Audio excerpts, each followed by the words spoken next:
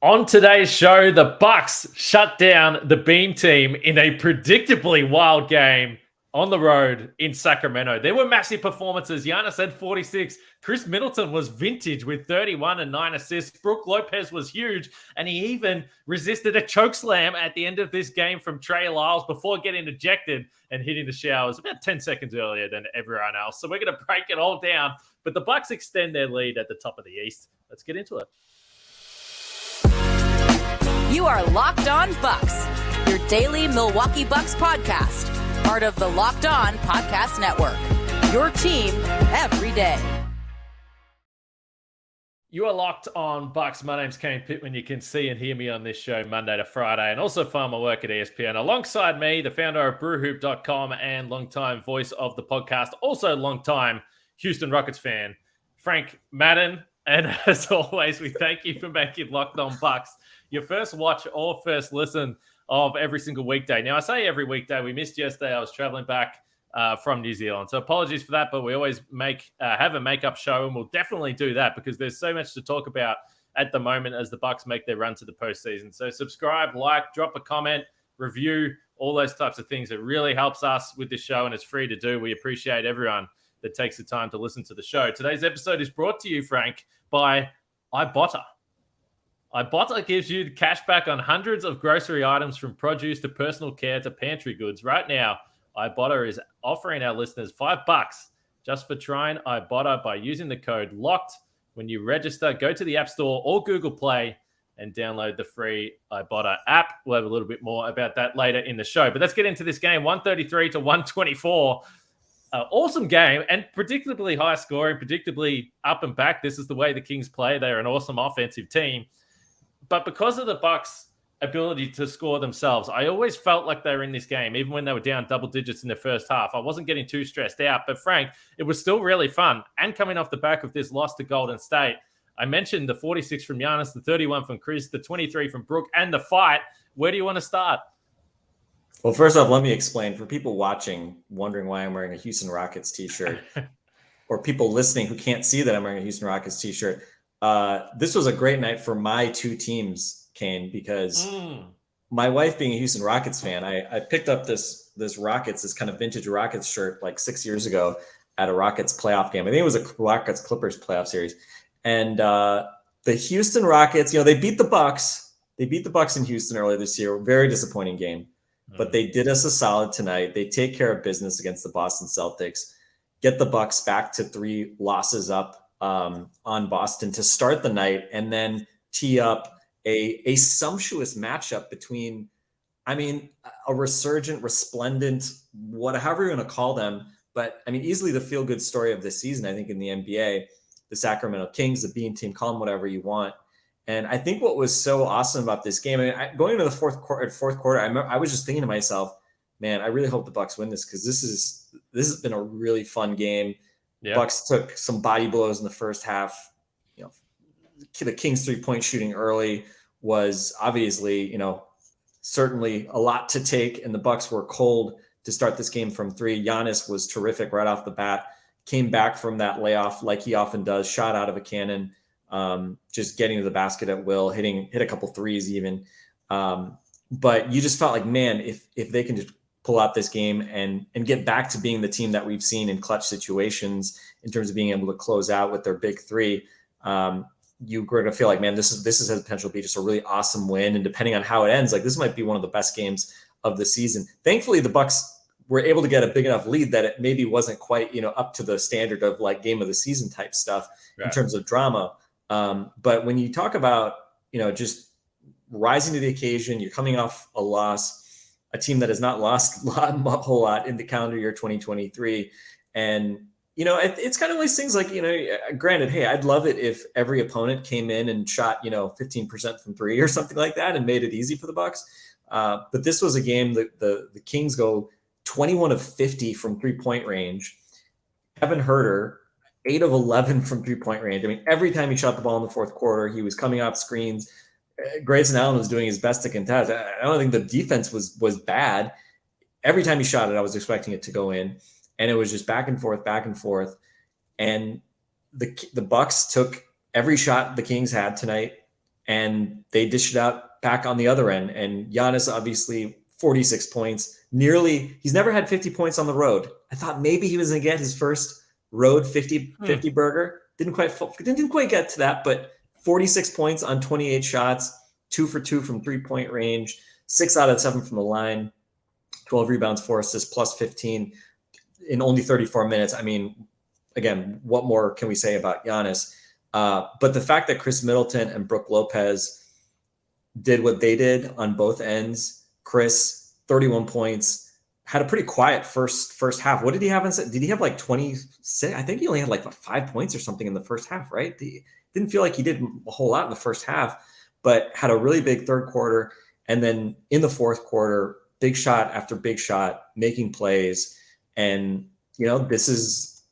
we saw offensively, like this is the promise of what the Bucks can be when they have Giannis, Khris, Drew, Brook Lopez, and the other guys doing the other guys stuff.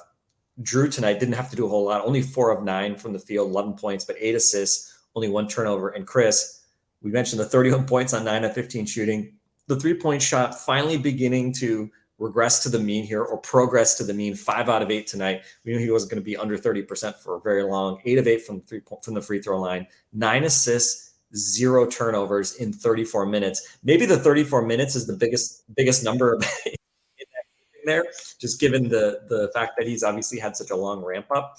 But now 2 straight games where he's obviously been extended into more typical Khris Middleton regular season minutes. And again, just really fun to see the fully functioning Death Star that we know the Bucks can be. And 43 points in the fourth quarter. Sacramento had a 120 offensive rating tonight, but the Bucks all season long, we've been waiting for that offense to kind of click consistently and to be kind of the unstoppable force that at least they've been in the regular season at times. Well, there's playoffs, it's been a little shakier, but we've seen them when they've needed to play at a really high level offensively. We know they can do that. We know they have the talent. We know they have the shooting around all these other guys. And so it was just really fun to see it. And I mean, what better way to end a really entertaining, high scoring game with your best players playing at a high level than with some, complete WWE action. We will come back to the fight once it was over. Thankfully, that didn't happen before the game was decided, because it would have sucked if, obviously, I mean, you would never want to trade a bum like Trey Lyles for Brook Lopez in terms of ejection. So Trey Lyles, get the fuck out of here. Thankfully, Brook Lopez stood up for his guy Giannis, but it came after the game was decided with 15 seconds left. So yeah, just a very satisfying, fun win. Shout out to our friend Mitchell Maurer. He was there with his 2 sons tonight. Got to see a fantastic, entertaining basketball game. And hey, the Kings are as likable a team as you will find. Maybe my third favorite team behind the Bucks and my Houston Rockets, Kane. But I was very happy to see the beam remain unlit tonight. Or if it was maybe light it purple for Bucks purple. I don't know, but just a really fun night and a big win on the front end of a really tough back-to-back with Phoenix tomorrow. And if you'd lost tonight and we're staring at a potential 3-game losing streak tomorrow, that would not have been so fun. So to come out of this game with a win, super fun as a fan. And I think we deserve it too. I mean, especially if you're Central or East time zone, stay up late. It's 11:50 right now as we record this. If I was doing this for a loss, I would be a little prickly, Kane. And I'm happy. I'm always happy when I'm not prickly. Yeah, time change really caught me off kilter here as I was trying to get some stuff organized this week. Not favorable for Australia. Shifts everything a little bit later, so perhaps not ideal for me selfishly. But shout out to everyone that did stay up late for this game. The more Khris Middleton stuff to come here, because the last time we podcasted at the end of last week, as predictable, we see it a lot, Frank. We're well aware of how the narrative can quickly turn on Khris Middleton despite everything he's done for this team. So we'll talk about Khris Middleton a little bit more and continue to roll through what you said was a really fun game. And now the Bucks are 49-19. They have a chance for win number 50 tomorrow. And I've still got 10 minutes to say tomorrow against the Phoenix Suns. So we've got plenty to discuss as we continue to roll through. But Ibotta, I mentioned this at the start of the podcast. Now, groceries, school shopping, getting a little something for yourself. You know you're already doing it. So why not get cash back for it? And you can do that with Ibotta. You can earn cash back on every shopping trip Ibotta gives you cash back on hundreds of grocery items from produce to personal care to pantry goods. Either link your loyalty account or upload your receipt after you shop to get your cash back. It sounds like a pretty sweet deal to me. The average Ibotta user earns $120 a year in real cash back.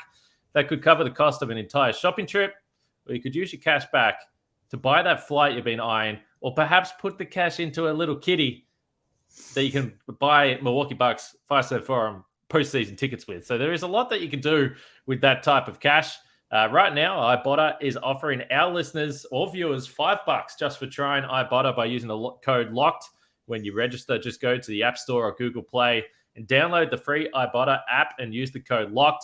You spell this I-B-O-T-T-A, because I know someone will be out there and they'll be saying, what are you even saying, Kane? I-B-O-T-T-A.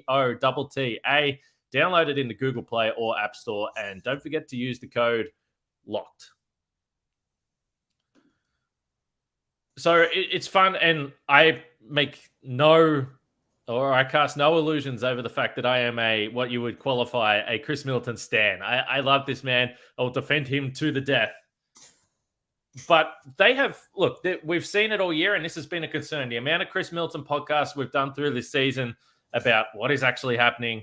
We think he's the key to this championship run. There was all the talk before the trade deadline, the extension stuff, which we shift to the back end of the season. But the Bucks have been slowly, and even the messaging out of Milwaukee hasn't exactly filled me with confidence in terms of where he has been progressing. And we said, look, you're starting to run out of time if you want to get him back into the starting lineup. We had this podcast literally only about 10 days ago where we were discussing that. He's come back into the starting lineup. I don't know how many times they've had Giannis, Chris, Brook, and Drew in the same starting lineup this season. It can't be many more than 5, maybe, something like that. So to see them out there, to see Khris get to that 34 minutes, as you mentioned, and there was a number of things that he did throughout this game, and he's had good moments over the last couple of weeks. But that last play where he got the switch out to Sabonis on the perimeter, he backs up, and we've seen him do this a million times, but it's just nice to get that in front of you in a big moment. And sometimes he pulls up for the 3, but this time he penetrated, did the little spin. Sabonis can't do anything with this, and then he just knocks it down as cool as you like. And we've seen him get to those spots. That game that they had last week where he was about 5 for 18, and we were discussing the idea that I actually liked the shots that he was taking, and he was comfortably getting the looks, but he just didn't knock them down. So it is nice, as you pointed to see him hit those shots. But that was my favorite. There's some different moments for the night, but just being able to knock down that one, I was like, oh yeah, this is bringing me 2021 vibes. Yeah, I mean, especially as we think about like age curves, like, how's he feeling physically and all that. I mean, of course, like we love it to see Khris get like a blow by and get to the rim and do stuff that like suggests, the athleticism is coming back and things like that. But, we also know like that's never really exactly how Khris has made his money in the NBA, right? That's sort of the keep him honest type thing. I think the shots where, it's the shot that no one else on the roster you want taking that shot. But with Khris, the fadeaways, the step backs, the shots that really the defense is helpless to stop. The defense does its job. And against, 98% of the league, you'd say like, man, why'd that guy take that shot? But with Khris, he's just so good and can stay under control. And, again, just when you talk about like the best shooters on the team, right? And we've had this kind of discussion at various points, right? Obviously, Chris's 3-point shooting has not been where he wants it to be this year. It was a little down last year as his volume went up at 37%.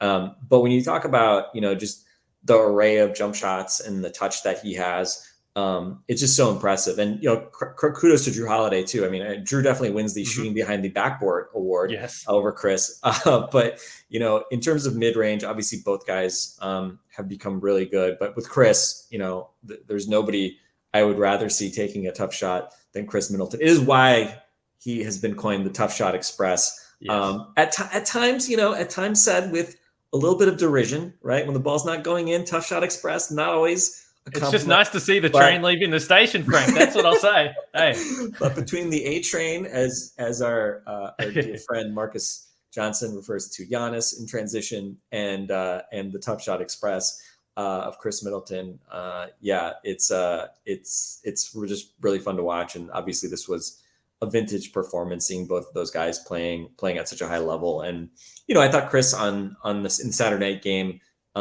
Unfortunately, he had shout out to friend of the pod, Alex Goodkin. Alex referred to it in a chat I was in when Khris late in the fourth quarter dribbled in and then literally just like fell down and lost the ball, and it led to a break the other way. I hate to be a buzzkill here, even acknowledging that game happened, but Alex referred to it as a life alert moment for Khris Middleton, the help I've fallen and I can't get up moment. That was not so great. Tonight, though, I thought otherwise, I mean, he played pretty well, I thought, against the Warriors. Obviously wasn't able to play the full overtime period. They kind of managed his minutes a little bit, and kind of unfortunately the game got away from them before he was able to get in. But tonight, again, even starting, oh no, he's starting. Like, how are they ever going to stagger lineups and maintain the magic of the 60-game win streak? Look, when he plays 34 minutes, it's not a problem. You can stagger these guys. And again, because it's not just, a little bit quieter night for Drew tonight, but his distribution was good. Obviously, he had a really tough job. Again, in a different way tonight, had the very tough cover of Steph Curry on Saturday. Tonight, he has to deal with De'Aaron Fox, who's obviously just taking his game to another level since Tyrese Halliburton was traded and Sabonis comes to Sacramento. But that was a fun battle to watch. And man, I mean, the Kings just, the effort level, right? I think like in a close game, especially even as a fan, like you almost like feel the intensity and the effort level, whether it was, Grayson Allen having to chase Kevin Huerter around these screens, Jay Crowder having at times to try to chase guys around screens, Drew Holiday having to decide on those dribble handoffs with Sabonis. Is he going over? Is he going under? What's he doing with De'Aaron Fox? It was just, this was just super high level basketball, right? I mean, if people were watching NCAA tournament basketball this weekend, and then flipped on this game, I think you would have said like, okay, these are maybe not two different sports, but these are very different beasts. The level of play that NBA players can play at, the shot making, the athleticism. I mean, we haven't even talked about Giannis, right? Like this is one of those classic games where Giannis is incredible, 46 points on 19 out of 28 shooting, and we're probably going to barely talk about him because so much other interesting stuff happened. But just a super fun game to watch, and to see Khris Middleton obviously looking like old Khris Middleton. He's not going to be that every night. We know that's how things work. But just seeing him get back progressively more and more to the levels that we want to see him at, and do it in a starting role, and obviously seeing the Bucks play at a level and seeing that offense really begin to click was just super fun. And yeah, nice little way to start what is it, Monday? Is it Tuesday? Monday, right? Nice little late Monday night of NBA basketball. All right, we are going to get to Giannis because, as you rightly pointed out, and it is just so funny, I mean, he had 46 damn points in this game and was unstoppable at the start. But I want to talk about Giannis through the lens of his wrist. We know that he spent a couple of times out. And then the idea of, quote-unquote, protector for Giannis, because that's what Brook Lopez was doing, and we should talk about that. Little shenanigans at the end of this game a little bit more, because I already know my tweets are going off. People want to hear about the fight. So we're going to get to that after we talk about FanDuel, and I've got an update on the championship odds, by the way. But the road to the postseason is here, and it is the perfect time to download FanDuel, America's #1 sportsbook, because new customers get a no sweat first bet up to $1,000. That's bonus bets back if your first bet doesn't win. Just download the FanDuel Sportsbook app. It's safe, secure, and super easy to use. Then you can bet on everything from the money line to point scorers and threes drained. You can even bet on the NBA championship. Surprise, surprise. And the Milwaukee Bucks, your favorite for the NBA championship, at plus 290 at FanDuel. The Boston Celtics going down to Frank's Houston Rockets, plus 310. Then the Denver Nuggets at plus 650 there. So the Bucks and the Celtics still the two teams at the top. And as we said, the Bucks have got a little bit of a gap there now in the standings as well. So don't miss your chance to get your no sweat first bet up to $1,000 in bonus bets when you go to FanDuel.com/lockedon. That's FanDuel.com/lockedon to learn more. Make every moment more with FanDuel, an official sports betting partner of the NBA. So I messaged our DM at one point, and I think it was late during the third quarter or early in the fourth, and I said something like, Brook Lopez is just an absolute monster, because he was just going through this stretch where he was blocking shots, then he would knock down a three, then he'd put the ball on the floor and dish a look-away assist to Jay Crowder cutting on the baseline. He's just in an unbelievable stretch of form, and he was fantastic again tonight, 23 points, 8 rebounds, the 4 assists. and 3 blocks to go with it in 37 minutes. He played more minutes in this game than anyone else on the front end of a back-to-back. It's going to be interesting to see what the Bucks do management-wise for this game against Phoenix, who are also on a back-to-back themselves. We can get to that a bit after. But this is always a topic with the fans. Protect Giannis, the physicality. Teams get away with stuff against him. And you could visibly see after this fight that Lopez was mouthing something along the lines of, I'm not going to let you get away with that. Don't do that to Giannis. And when you look at the photos, I mean, first of all, Trey Lyles had him in a chokehold. Like, it was Brook Lopez had every damn right to not only push Trey Lyles out of the way in the first place because he gave a little shove to Giannis for some reason, like piss off. But the idea of Brook Lopez stepping in and just saying, I don't care.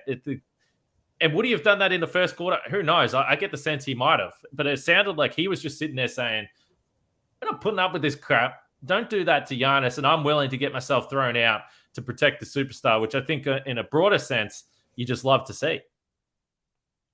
Yeah, I mean, Brooke and Robin, right? They're so funny because they're like the best teammates. They're really smart, thoughtful people, not just players, but they're very smart, thoughtful people.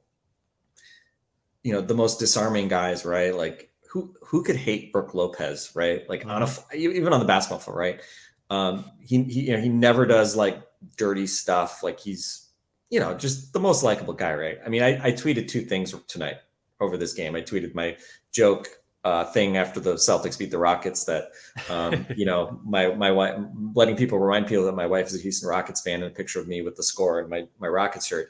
And then I waited until the end of the game, and as Brook was getting ejected, I wrote, I would die for Brook Lopez in all caps, because that was the feeling I was getting. And I think all Bucks fans who were up and feeling like, charged up, energized, pissed off, that, Trey Lyles, bum ass Trey Lyles, 2 for 7, 6 points. Trey Lyles taking. Remember that heat check he took from like 30 feet in the first half and just like Marcus Johnson nearly fell out of his chair, I think. Like Trey Lyles, like, man, like you're like the one dude I was happy to see on the floor because you suck tonight and couldn't do anything with Giannis. And then, I mean, what's he like? Giannis is dreaming out the clock. Like, he's right next to Trey Lyles. Like, I don't know, like, did he say something or something? I don't know, but like he fouls him, and then just like it's like, why are you like what's the freaking point? Like, you're pushing him in the back. I mean, like, what are you, Marcus Smart? Like, come on. And so of course, yeah. I mean, you love to see Brook saying, I got your back, especially with Giannis. I mean, Giannis, he's got this hand thing, I mean, Sabonis has been playing with a broken thumb all year. I mean, the Kings should appreciate, that these star players like need to be protected, because who knows what guys might be trying to do, slapping at hands and doing things to try to throw them off a bit with those injuries. And I couldn't see on the replay, if there's anything about like with his hand or whatever, but I don't know. I couldn't tell if he was like trying to like tap him in the nuts and the wallabies. I don't know, Kane, you're the wallaby expert here in terms of shots to the wallabies. I don't know, but Giannis was kind of like, screw this, ready to move on. And Brook comes in and is just like, WTF. And yeah, I mean, the choke move from Trey Lyles. I mean, especially like once the other guys went, I mean, he was like really like gripping. It looked like he was really gripping Brook hard by the throat. And I don't know. I mean, I really hope I don't think Brook should be suspended, because I mean, he was just like grabbing him by the back of the head at the end, right? He was reacting. It was clearly, Lyles literally started it. And then in terms of like the physical confrontation, like the physical violence, like Lyles then escalated it as well. So, I mean, I hope he's given call it a 1-gamer. There's very few multi-game suspensions in the NBA. Like, I feel like this oftentimes happens. Like, there's like some cheap shot or something, and people are like, oh, 5-game suspension. It's like, there's like almost never 5-game suspensions, like for violent guys. It's like always just like, even just like a punch is usually like 1 game, unless you're somebody who's like knocked out like multiple people or something like that. So I'd be shocked if Brook got any type of suspension here. Fine, sure. But Trey Lyles, well, I mean, it would probably help the Kings if they suspend Trey Lyles for a game. So maybe they shouldn't suspend him, but throw the book at him. No, I take that back. I want him to find a game check. So do the right thing, NBA. Put Trey Lyles in street clothes next game, because we don't need that. We don't need people going after national treasure Brook Lopez. Come on. So I loved it. And I mean, you mentioned the stat line, but we'll say it again. 37 minutes. Brook Lopez, nearly 35 years old, having, as we discussed the other night, I've thought about it some more, the best season of his career. 23 points on 14 shots, 4 of 6 from 3, hit a couple huge ones in the second half, those 8 rebounds, 4 assists. He had that beautiful, like, no-look pass on a drive to Jay Crowder in the fourth quarter. I mean, Brook is not a passer, right? He's not selfish, but he's not a passer. But I got to say it too, like, there's just been moments this year where it really does feel like the passing has been infectious with this whole team. Bobby Portis, I feel like, has been a much better passer this year. Brook tonight, I mean, 4 assists is like a crazy number for him. Only 1 turnover, which was a terrible call when he was getting locked up and Giannis on him for that, like, just like, Nerf hoop dunk in the fourth quarter. That was a terrible call. But plus 21 in those 30 minutes, he scores 23 points.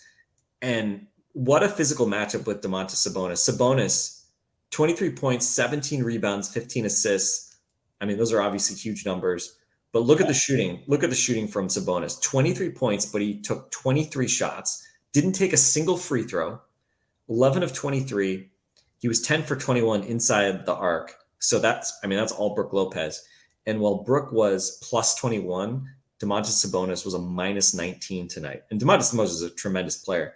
But you saw it, I think, especially as the game wore on. I mean, in the second half, I thought the level of intensity the Bucks showed in protecting the rim, and obviously that all starts with Brook, was just tremendous. And, unfortunately, they kept giving up offensive rebounds, which, unfortunately was a recurring theme from the other night as well. The Kings had the 32% offensive rebound rate tonight. Bucks only 16%. That is not something we typically see, right? That the Bucks get crushed on the offensive glass and then can't do anything on their own end.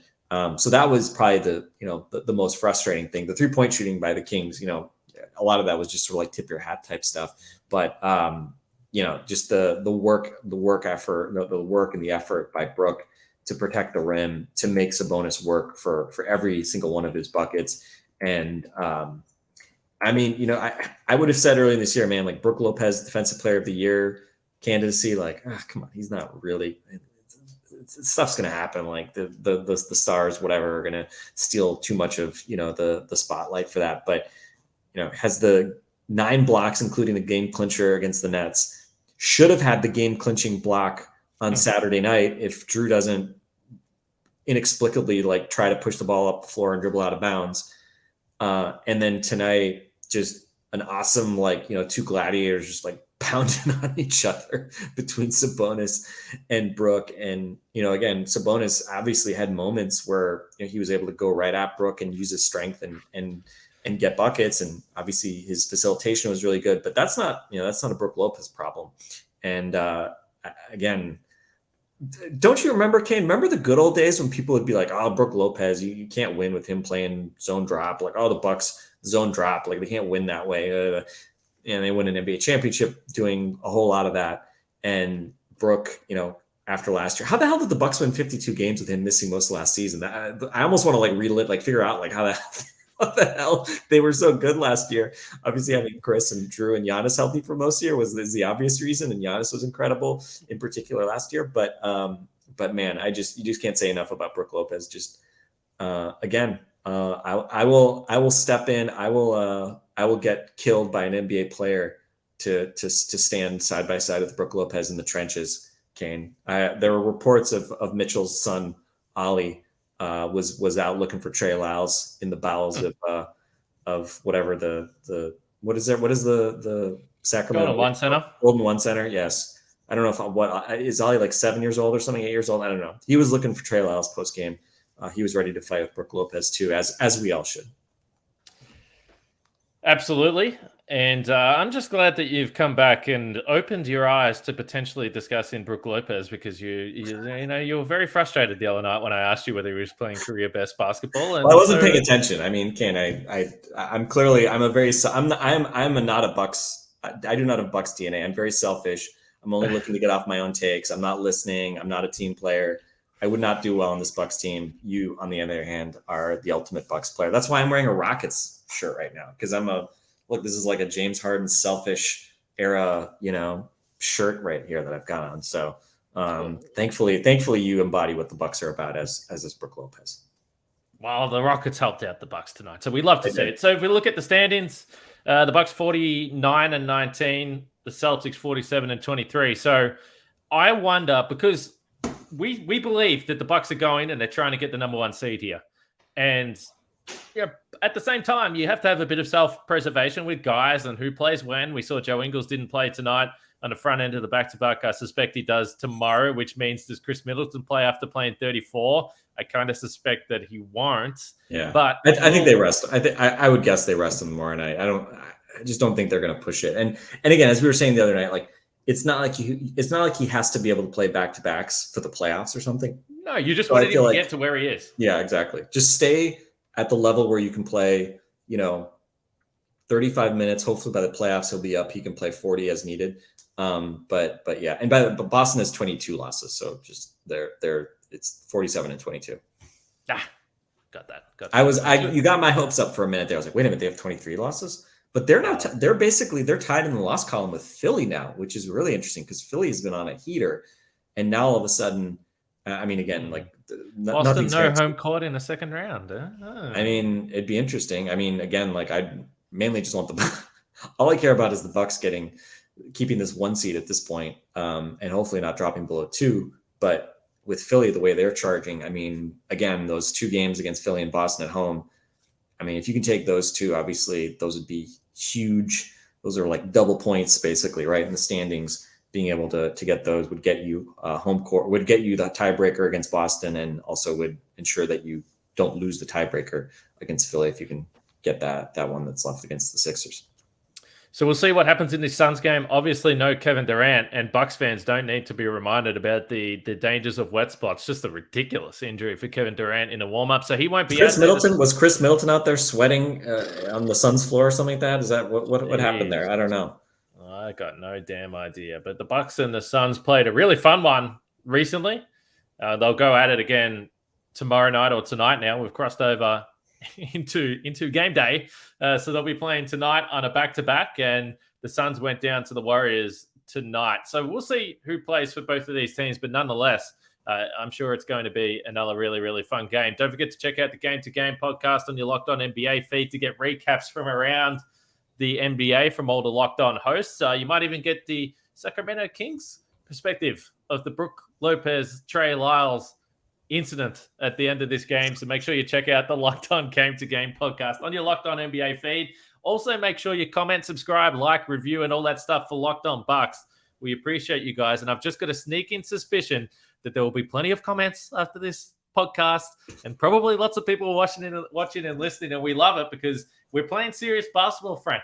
Like, I can feel it myself. I'm starting to get really excited about these games and the postseason. 15 games away, not even. I'm ready. Yeah, and let's just end it with one more shout out to Giannis. We probably should have talked more about it considering we hadn't seen him in 10 days or whatever. It's been 25 days since the initial injury in Chicago where he hurt his hand/wrist. I would definitely be feeling better if he was not still showing up on this injury report every game as questionable with the sore hand. It is what it is. The interesting thing is his 3-point shooting. He's actually shot the ball from 3 surprisingly well here when he has played. Unfortunately, this is just, I think, the 5th time in, I want to say 11 games that he's actually started and finished a basketball game for the Bucks between all these, the random injuries, the quad against Miami, obviously the missing these last few games as well. But man, he just came out physically. You just knew the Kings had no chance at keeping up with him. Didn't matter how many bodies they tried to throw at him. And he hits the 2 out of 2 threes, looked confident from the free throw line as well. Again, hopefully the hand feels good tomorrow, and, would love obviously for him to feel good enough to play, because again, the upside, if he's missing games because of the hand, the good news is he's also getting to rest his knees and recharge those knees. And it is remarkable when he's come back from, sitting out games. He's had just some absolutely monster performances this year. And tonight was no exception. Almost that elusive road 50 burger. But we'll take 46 on 19 out of 28. That's pretty good too. And I need to check here. I've been refreshing here, Cam. I'm hoping that he can finally get over 60% true shooting, which is a weird thing that I care about, which most people do not. But and that's why I was okay with him getting that rebound taken away from him in Washington, because it meant a shot miss also got taken away from him. So, but anyway, Giannis, the ultimate, MVP candidate that we just take for granted. We do it. We do it ourselves. We try to be cognizant of it. But he was just irresistible, and he was hitting some kind of little hook shots and stuff too tonight. It just felt like he was like, these dudes have nothing on me. I'm getting the rim every time. And it was, I don't know, it was one of those games where Mitchell and his sons, and it seemed like there were a decent number of Bucks fans in the house.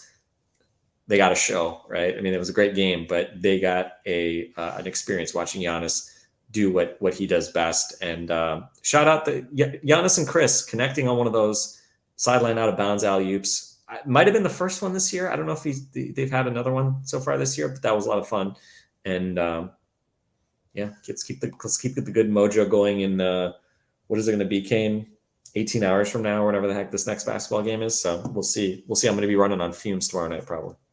Bring it on. And I'm going to finish this podcast with a stat that the Milwaukee Bucks have just tweeted out. Giannis recorded his 6th 45-10 game this season. Over the last 50 seasons, only 2 players recorded more in a season. And you'll be interested to know that they both won the MVP in that season. All right, we'll be back after the Bucks and the Suns. It was a fun one tonight. Hopefully you all enjoyed the show.